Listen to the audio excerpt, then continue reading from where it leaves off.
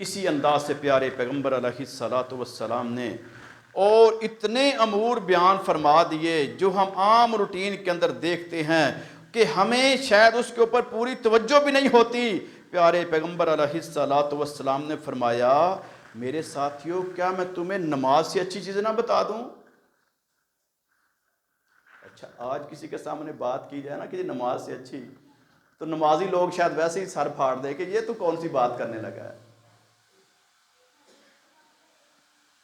پوچھا کیا روزوں سے بھی اچھی نہ بتا دوں؟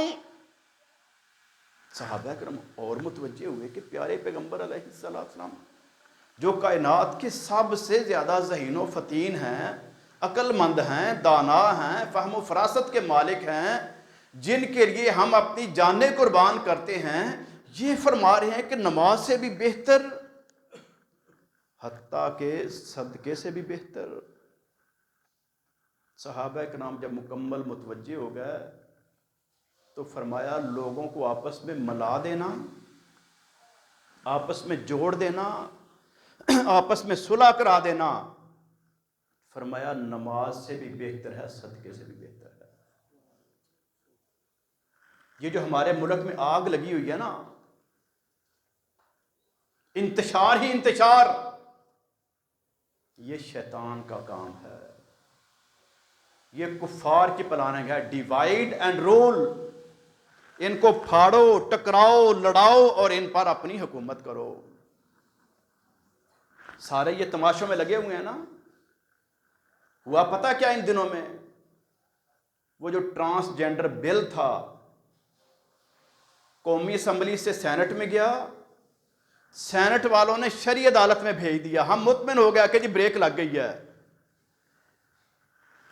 ان ظالموں نے کیا کیا ہے؟ ان کو یونیورسٹیوں میں اپلائی کر دیا ہے، 2% کوٹا مختص کر دیا ٹرانسجینڈر کا۔ آپ کو پتہ ہے کہ یو ای ٹی اور پنجاب یونیورسٹی اور کنگ ایڈورڈ میڈیکل کالج اور بڑی بڑی جو یونیورسٹیز ہیں، ان کے اندر ایڈمیشن کے لیے لوگ کتنی کتنی اپروچ کرواتے ہیں، کتنی کتنی رشوتیں دیتے ہیں، اس کے ایڈمیشن کے لیے کیسے 2 نمبر ڈاکومنٹس تیار کرتے ہیں کہ کسی طریقے سے ہم یہاں پر ایڈمیشن لے لیں۔ لاکھوں سٹوڈنٹس میں سے چند درجن سٹوڈنٹس کو موقع ملتا ہے پڑھائی کا۔ اب ان خبیثوں نے یہ خباثت کر دی ہے کہ ہر 50 کے بعد 1 سیٹ ایسے فرد کے لیے ہوگی، اگر کوئی لڑکی وہاں پر کہتی ہے کہ جی میں لڑکا بن کے داخل ہو رہی ہوں، اس کو داخلہ دیا جائے گا۔ کوئی لڑکا کہتا ہے کہ میں بطور لڑکی یہاں پہ داخلہ لینا چاہتا ہوں، اس کو دیا جائے گا۔ نہ اس کا کوئی میرٹ ہوگا، نہ اس کا کوئی ٹیسٹ ہوگا، نہ اس کی کوئی رپورٹ ہوگی، کچھ نہیں ہے، فقط اس کا کہہ دینا وہاں پر ایڈمیشن کے لیے کافی ہوگا۔ یہ یہود و نصارہ، ان کے ایجنٹ خاموشی کے ساتھ یہ کام کر رہے ہیں اور بالتدریج کرتے جا رہے ہیں۔ ہمیں اور تماشوں میں لگایا ہوا ہے، ہم کہتے ہیں جی یہ آئے گا اور وہ جائے گا، اور اندر ہی اندر سے یہ کام کر رہے ہیں۔ یہ کیوں ہو رہا ہے؟ ان کو یہ مواقع کیوں مل رہے ہیں کہ ہم اپنی اصل سے ہٹ چکے ہیں، ہم اپنے دین پر ثابت قدمی کا مظاہرہ نہیں کر رہے۔ ہمیں جس طریقے سے اپنے رب کی عبادت کرنی چاہیے ہم وہ نہیں کر رہے، جس طریقے سے نبی مکرم علیہ الصلاۃ والسلام کی سنت کے مطابق ہمیں عمل کرنا چاہیے ہم وہ نہیں کر رہے۔ جب ہمارے اندر سستیاں آ گئیں، خلا آ گیا، گیپ آ گیا، اس گیپ میں سے پھر یہ شیطان داخل ہو رہے ہیں مختلف چہرے لے کے، مختلف پارٹیوں کے ناموں سے، مختلف لیڈروں کے ناموں سے۔ اگر ہم کامیاب ہونا چاہتے ہیں دنیا میں بھی اور آخرت میں بھی، تو طریقہ محترم بھائیو یہی ہے کہ ہم واپس اسلام پہ آ جائیں۔ نبی رحمت علیہ الصلاۃ والسلام نے مزید اس کی وضاحت فرمائی، جب فرمایا نا کہ نماز سے، صدقے سے، ان تمام چیزوں سے افضل ہے، نماز سے بھی، روزے سے بھی، صدقے سے بھی لوگوں کو جوڑنا، آپس میں ملانا، ان کی صلح کرانا۔